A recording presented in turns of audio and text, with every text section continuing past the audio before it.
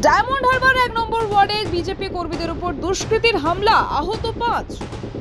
Diamond Harbour 1 নম্বর ওয়ার্ডের ইটভাটা কলোনির কাছে বিজেপি কর্মীদের উপর আক্রমণ দুষ্কৃতীদের। বিজেপির অভিযোগ, হামলাকারীরা ছিল তৃণমূল আশ্রিত দুষ্কৃতী। আহত 3 জন মহিলা সহ মোট 5 জন বিজেপি কর্মী। বিজেপির অভিযোগ, 4 তারিখে গণনার পর ইটভাটা কলোনির ওখানে একটি ঠাকুর মন্দিরের পুরোহিত অশোক ভট্টাচার্যকে মিথ্যে কেসে ফাঁসায় তৃণমূল। তারপরে তিনি এলাকা ছাড়া হয়ে থাকেন। কোর্ট থেকে জামিন নিয়ে শনিবার বাড়িতে ফেরেন অশোক ভট্টাচার্য। এরপর আজ সন্ধ্যে 7:35 নাগাদ তার উপর অতর্কিতে হামলা চালায় তৃণমূল আশ্রিত দুষ্কৃতীরা। অশোক ভট্টাচার্য ও তার ছেলেকে বেধড়ক মারধর করে দুষ্কৃতীরা। স্থানীয় কিছু মহিলারা তাদের আটকাতে গেলে দুষ্কৃতীদের মারে জখম হন বেশ কয়েকজন মহিলা। তাদেরকে আনা হয় ডায়মন্ড হারবার সুপার স্পেশালিটি হাসপাতালে। অভিযোগ জানানো হয় ডায়মন্ড হারবার থানায়। বিজেপির পক্ষ থেকে ওই 2 দুষ্কৃতীর গ্রেপ্তারের দাবি জানানো হয়েছে। দক্ষিণ 24 পরগনা থেকে গোপাল সিলের রিপোর্ট, ডিএন নিউজ বাংলা। জানিনি কি হয়েছে স্যার, আমি কাজে থেকে আসছি আর যত মুসলিম লোকরা মোড়ের মাথায় দাঁড়িয়ে আছে, আমাদের বাঙালি ছেলেরা কেউ নেই।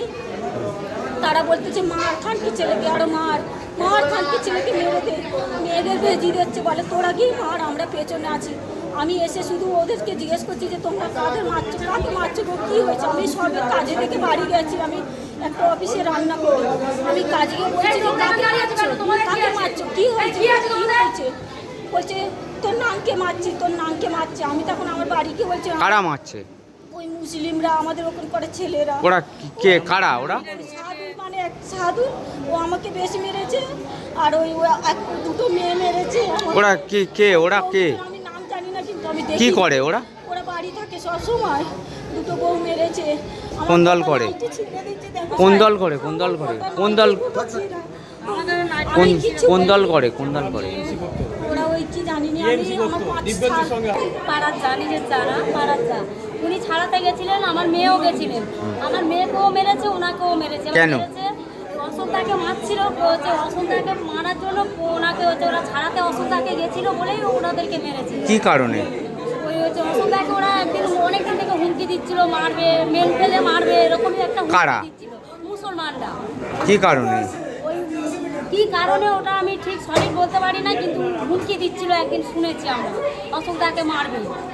আর উনি ওই দিকটা আসছিল, অশোকদাকে মারছে দেখে উনি ছাড়াতে গেছে, দুতলার ওপরে তুলে নিয়ে গিয়ে অশোকদাকে মেন ফেলে মেরেছে। মারতে আর কারা? মুসলমানরা। মুসলমান বলতে তাদের নাম আমি একজনের নাম জানি, সায়াদুল, আর ওদের বউগুলোর নাম আমি ঠিক জানি না। আপনাদের এলাকাতেই বাস করে? হ্যাঁ হ্যাঁ, আমাদের এলাকাতেই সবাই বাস করে, আমাদের পাশাপাশিতেই সব বাস করে।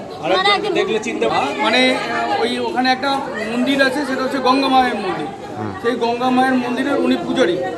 দীর্ঘদিন ধরে ওই মন্দিরকে রক্ষণাবেক্ষণ করে আসছেন এবং ভোটের ঠিক আগেই ওনার ওপর চড়াও হয় তৃণমূলের দুষ্কৃতীরা। কার উপরে? অশোকদের ওপর। আচ্ছা। এবং ওনাকে টার্গেট করে বলে যে উনি ওখানে দাঙ্গা বাঁধানোর চেষ্টা করছেন এবং বিজেপি নিয়ে ওখানে একটা দাঙ্গা বাঁধানোর চেষ্টা করছেন। এই নিয়ে একটা ওনারকে নিয়ে পুলিশকে ওনার করে কেস হয়।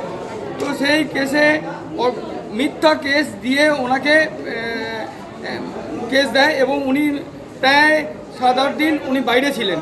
আর এই সামনে গত রবিবার উনি সেই কেসটা জামিন পেয়ে বাড়িতে আসেন। ইতিমধ্যে ওরা প্ল্যানিং করে কেসে জামিন পেয়ে বাড়িতে আসার পরে ওকে আক্রমণ করার। আজকে সন্ধ্যায় মেন ফেলে দিয়ে উনি যখন বাড়ি ফিরছিলেন, ও অতর্কিতে ওনাকে আক্রমণ করে, ওনার বাড়িতে ছাদে তুলে নিয়ে গিয়ে ওনাকে প্রচণ্ড মারে এবং ওনার বাড়ির যে মহিলারা ছিল তাদেরকে ফেলে এমনভাবে ওনার স্ত্রীর পেটে অপারেশন ছিল, সেই পেটে ব্যাপকভাবে লাথি মেরেছে, কিল, চড়, ঘুষি।